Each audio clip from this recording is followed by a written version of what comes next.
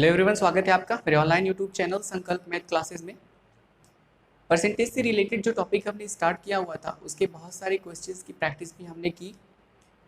आज हम उसी सीरीज में कुछ और क्वेश्चंस लेकर आए हुए हैं और ये सारे क्वेश्चंस मैंने आपको पहले भी बताया है कि प्रीवियस ईयर्स के किसी न किसी कॉम्पिटिटिव एग्जाम में आए हुए हैं, तो एग्जाम के पॉइंट ऑफ व्यू से काफ़ी इंपॉर्टेंट है। अगर हम इनकी प्रैक्टिस अच्छे से करते हैं तो इस टाइप का कोई भी क्वेश्चंस अगर फ्यूचर में कभी भी किसी कॉम्पिटिटिव एग्जाम में फ्रेम होगा तो हम बहुत ही आसानी से उससे सॉल्व करने में सक्षम होंगे। ठीक है, तो चलिए देखते हैं कि क्वेश्चन है क्या। यहाँ लिखा हुआ है पहला क्वेश्चन जो मैंने आज लिया हुआ प्रैक्टिस के लिए, उसमें लिखा है कि अजय अपने वेतन का 25% जो है वो घर के किराए, 5% जो है वो खाद्यान्न, 15% यात्रा तथा 10% कपड़ों पर खर्च करता है तथा रुपये 27,000 की बचत भी करता है। अजय की मासिक आय कितनी है? ठीक है, आई होप आपको सवाल समझ में आ गया होगा। सवाल में बोला ये गया है कि अजय की जो भी उसकी मासिक आय है, जो भी उसका वेतन है, उसका 25% वो क्या करता है, घर के किराए पर खर्च करता है। फिर 5% क्या करता है, पूरे वेतन का 5% क्या करता है, खाद्यान्न यानी खाने की चीजों पर खर्च करता है। पूरे वेतन का 15% जो है वो यात्रा पर खर्च करता है और पूरे वेतन का 10% जो है वो कपड़ों पर खर्च करता है। उसके बाद भी वो 27,000 रुपए की बचत करता है। अजय की मासिक आय कितनी है, ये चीज पूछा है। तो चलिए सबसे पहले हम करते क्या है, हम मानते हैं कि जो अजय की मासिक आय है वो मान लेते हैं कितनी है, रुपए एक्स है। ठीक है, मासिक आय हमने मान लिया कितना है, रुपए एक्स है। अभी घर के किराए पर, अगर घर के किराए पर खर्च देखें तो घर के किराए पर कितना होगा, इस रुपए यक्स का 25%। इसको सिंप्लीफाई करेंगे तो यक्स गुणे 25% का मतलब बटे 100। 25 एकम 25, 25 चौके 100, यक्स और एक का गुणा होगा यक्स बटे 4। तो आप देख सकते हैं कि रुपए यक्स बटे 4 वो घर के किराए पर खर्च करता है। फिर खाद्यान्न की बात अगर की जाए तो खाद्यान्न पर पूरे वेतन का 5% खर्च करता है, यानी यक्स का ही, रुपए यक्स का 5%। तो हो जाएगा यक्स गुणे 5 बटे कितना, 100। 5 एकम 5, 5 बीस 100, तो यक्स यक्स बटे कितना, 20, यानी इतने रुपए वो खर्च करता है खाद्यान्न पर। फिर यात्रा पर कितना खर्च करता है, तो यात्रा पर पूरे वेतन का यानी रुपए यक्स का 15% खर्च करता है। इसको सॉल्व करेंगे तो यक्स गुणे 15 बटे कितना, 100। 5 तिया 15, 5 बीस में 100, हो जाएगा 3x बटे 20। इसका मतलब 3x बटे 20 रुपए वो किस पर खर्च करता है, यात्रा पर खर्च करता है। ठीक है, 10% कपड़ों पर खर्च करता है, वो भी पूरे वेतन का। तो कपड़ों पर खर्च अगर आपको निकालना हो तो पूरा वेतन है उसका रुपए यक्स का कितने प्रतिशत, 10%। सिंप्लीफाई करेंगे तो यक्स गुणे 10/100 हो जाएगा, एक जीरो हटा दीजिए तो फिर यक्स बटे कितना हो गया, 10। यानी इतने रुपए वो खर्च करता है कपड़ों पर। ठीक है, तो आप देख सकते हैं किराए पर खर्च करता है रुपए यक्स बटे 4, खाद्यान्न पर खर्च करता है रुपए यक्स बटे 20, यात्रा पर खर्च करता है रुपए 3x बटे 20 और कपड़ों पर खर्च करता है रुपए यक्स बटे 10। तो कुल खर्च कितना हो जाएगा, अगर आप इस बात को निकालना चाहें तो कुल खर्च हो जाएगा क्या, जितना खर्च हो रहा है अलग अलग हिस्सों में उसे जोड़ दीजिए। तो फिर हो जाएगा x बटे 4 जो कि किराए पर है, x बटे 20 जो कि खाद्यान्न पर है, 3x बटे 20 जो कि यात्रा पर है, और फिर कपड़ों पर कितना है, x बटे 10। आप देख सकते हैं चार हर में, यहाँ 4 यहाँ 20, यहाँ 20, यहाँ 10, तो 4 20 20 और 10 का लासा 20 ही होगा। तो यहाँ इसको 20 बनाने के लिए, हर बराबर करने के लिए 5 का गुणा करना होगा, तो अंश में भी 5 का हो जाएगा। तो हो गया 5x बटे, यहाँ तो किसी संख्या का गुणा करना नहीं, एक से गुणा कर दीजिए, काम बन जाएगा। 2 ढाई में 20 और यहाँ 2 से गुणा करेंगे तो 2x, पूरे के बटे 20 होगा क्योंकि हर 20 ही लाना है। 5x प्लस x क्योंकि हर का लासा 20 है।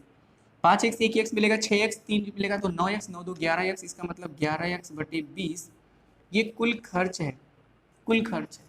ठीक है, वेतन आय कितनी है, यक्स रुपए है, कुल खर्च कितना है 11x बटे 20, बचत कितनी है रुपए 27,000। इसका मतलब कुल आय में से अगर खर्च को माइनस कर दिया जाए तो बचत निकल जाएगी। ऐसे ही तो होता है ना, जितना कमाई है उसमें से जितना खर्च अगर उसे हटा दें तो जितना बच रहा है वो फाइंड हो जाएगा। इसको सिंप्लीफाई करेंगे तो 20 एकम 20x में से 11x घटेगा तो 9x बचेगा, 9x बटे कितना 20 और बराबर 27,000। x की वैल्यू निकालना है तो 27,000 20 यहाँ हर में है, ऊपर जाएगा तो गुणा अंश में होगा और बटे कितना हो जाएगा 9, 9 एक कम 9, 9 त्रिक 27, यहाँ 3000, 3 और 2 का गुणा होता है 6, 3 जीरो यहाँ 1 जीरो यहाँ, तो 4 जीरो बढ़ेंगे और 4 जीरो बढ़ते ही ये हो जाएगा 60,000। और ये किसका मान है? एक्स का मान है। और यक्स है क्या? मासिक आय है। किसकी मासिक आय है? अजय की मासिक आय है। तो इस तरीके से अजय की मासिक आय कितनी हो जाएगी? रुपए 60,000 हो जाएगी। ठीक है, तो आई होप आपको समझ में आ गया। ए वाला जो है वो करेक्ट ऑप्शन है, रुपए 60,000, और यही अजय की मासिक आय है। चलिए नेक्स्ट क्वेश्चन देखते हैं। नेक्स्ट क्वेश्चन में लिखा हुआ है कौशल के मासिक वेतन का 12% जो है वो नंदिनी के मासिक वेतन के 16% के समान है।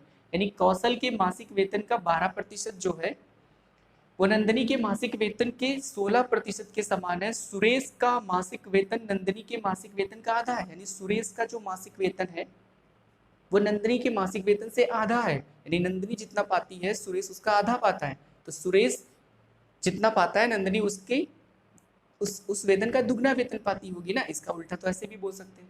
सुरेश का वार्षिक वेतन रुपए 1,08 लाख है, या 1,08,000 भी बोल सकते हैं उसे।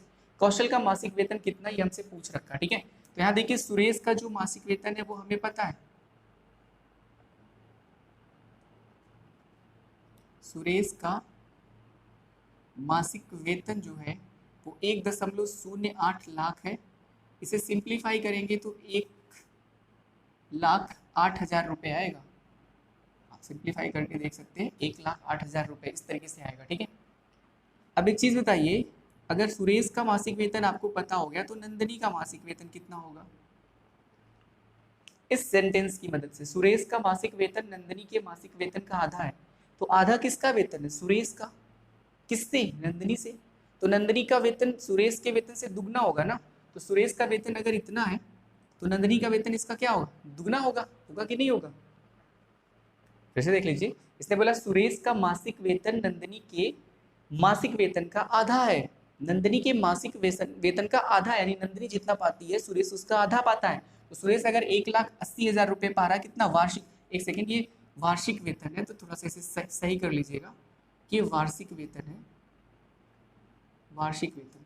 तो अगर हम पहले सुरेश का वार्षिक वेतन की मदद से सुरेश का मासिक वेतन निकालना चाहें तो आप सबको पता है मासिक वेतन निकालने के लिए वार्षिक वेतन में हम महीनों की संख्या से भाग कर देते हैं। तो 12 नवे 108 यानी 9,000 रुपये। तो आप देख सकते हैं कि सुरेश का मासिक वेतन कितना है? 9,000 रुपये है। सुरेश का मासिक वेतन अगर 9,000 रुपये है तो नंदिनी का मासिक वेतन कितना होगा? अभी थोड़ी देर पहले मैंने आपको बताया, क्योंकि नंदिनी का मासिक वेतन जो है वो सुरेश के मासिक वेतन का दुगना होगा। क्यों? क्योंकि सुरेश का मासिक वेतन नंदिनी के मासिक वेतन से आधा है। तो नंदिनी के मासिक वेतन से आधा है ना सुरेश का, तो सुरेश का जितना है नंदिनी का उससे दुगना होगा। तो इस तरीके से नंदिनी का मासिक वेतन कितना हो जाएगा? 9,000 रुपये का दुगना, तो कितना आएगा? रुपये 18,000। ये किसका है? ये नंदिनी का मासिक वेतन है। ठीक है, अब हमसे क्या बोला है कि कौशल के मासिक वेतन का 12% नंदिनी के मासिक वेतन के 16% के समान है। तो नंदिनी का मासिक वेतन आ गया रुपये 18,000। अगर हम कौशल का जो मासिक वेतन है, कौशल का मासिक वेतन, अगर कौशल के मासिक वेतन को हम x मान लें, रुपये x मान लें, तो according to this question x का 12% जो है, x का 12% मासिक वेतन किसका? कौशल। कौशल के मासिक वेतन का 12% नंदिनी के मासिक वेतन का 16% है। और नंदिनी का मासिक वेतन है कितना? 18,000। तो 18,000 का 16% जैसे निकालेंगे तो इस तरीके से सिंप्लीफाई करेंगे, 2 जीरो यहाँ से हट जाएगा। अभी कितना हो जाएगा? ये हो गया कितना? x गुणे 12 बटे कितना? 100। और इधर कितना आ गया? 180 गुणे कितना? 16। x की वैल्यू अगर हम फाइंड करना चाहेंगे तो 180 गुणे 16, 100 ऊपर चला जाएगा और 12 कहाँ चला जाएगा? नीचे। 4 तिया 12, 4 चौके 16, 3 एकन 3, 3 छक 18, 60 बचा यहाँ पे। फिर 6 चौक कितना? 24, और 1 जीरो इसका, 2 जीरो इसके, तो यहाँ पे लग जाएंगे। तो बराबर कितना? 24,000। और ये किसकी वैल्यू है? x की। और x हमने क्या माना है? कौशल का मासिक वेतन। और कौशल का मासिक वेतन अगर यक्स है तो इस हिसाब से मासिक वेतन जो कौशल का है वो कितना आ गया? रुपये 24,000। यानी कि option number D is the correct option. ठीक है, तो आई होप आपको ये दोनों क्वेश्चंस बहुत अच्छे से समझ में आए होंगे। वीडियो शॉर्ट रहेगी, कुछ क्वेश्चंस की प्रैक्टिस हम करेंगे ताकि आपको रिवीजन करने में भी आसानी हो। अगर आपने प्रीवियस लेक्चर्स अभी तक नहीं देखे हैं तो मैं रिकमेंड करूंगा कि आप पहले उन लेक्चर्स को देखें, क्योंकि उसमें बहुत सारे क्वेश्चंस की प्रैक्टिस हमने पहले ही की हुई है, ठीक है। और इसके अलावा अगर आपको लगता है कि इन वीडियो से आपकी प्रिपरेशन में हेल्प हो रही है तो इन्हें लाइक शेयर और सब्सक्राइब भी ज़रूर कर सकते हैं। और कोई क्वेरी हो या कोई सजेशन हो तो उसे कमेंट बॉक्स में भी लिख सकते हैं। मिलते हैं अपने नेक्स्ट वीडियो में कुछ और क्वेश्चंस के साथ परसेंटेज से रिलेटेड। तब तक के लिए धन्यवाद।